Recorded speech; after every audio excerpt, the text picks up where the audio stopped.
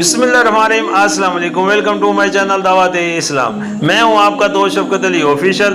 उम्मीद करता हूं कि आप सब लोग ईमान के आला दर्जे पे होंगे। सूरतुल अनफाल के या नंबर 7 का तर्जुमा, याद करो वो मौका जबकि अल्लाह तुमसे वादा कर रहा था कि दोनों ग्रोहों में से एक तुम्हें मिल जाएगा। तुम चाहते थे कि कमजोर ग्रोह तुम्हें मिले, मगर अल्लाह का इरादा ये था कि आपने इस चादर से हक को हक कर दिखाए और काफरों की जड़ काट दे। सूरतुल अनफाल हाशिया नंबर 5 यानी तिजारती काफला या लश्कर कुरैश।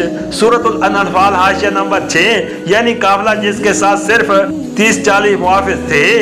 सूरतुल अनफाल के या नंबर 8 का तर्जुमा, ताकि हक हक होकर रहे और बातिल बातिल होकर रह जाए, ख्वाह मुजरिमों को ये कितना ही नागवार हो। सूरतुल अनफाल हाशिया नंबर 7, इससे अंदाजा ये भी होता है कि उस वक्त फिल वाक़या सूरत हाल क्या रोनुमा हो गई थी। जैसा कि हमने सूरह के दिवाचा में बयान किया है कि लश्कर कुरैश के निकल आने से दरअसल सवाल ये पैदा हो गया था कि दावत इस्लामी और निज़ाम जहलियत दोनों में से किसको अरब में जिंदा रहना है। अगर मुसलमान उस वक्त मर्दाना वार मुकाबले के लिए ना निकलते तो इस्लाम के लिए जिंदगी का कोई मौका बाकी न रहता। बाखिलाफ उसके मुसलमानों के निकलने और पहले ही भरपूर वार में कुरैश की ताकत पर कारी चोट लगा देने से वो हालात पैदा हुए जिनकी बदौलत इस्लाम को कदम जमाने का मौका मिल गया और फिर उसके मुकाबले में निज़ाम जहलियत पहम शिकत खाता ही चला गया।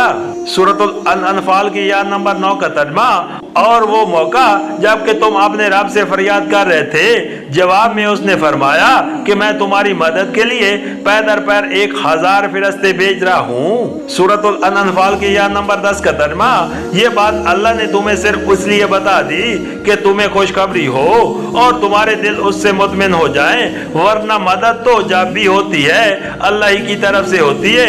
यकीनन अल्लाह जबरदस्त और दना है।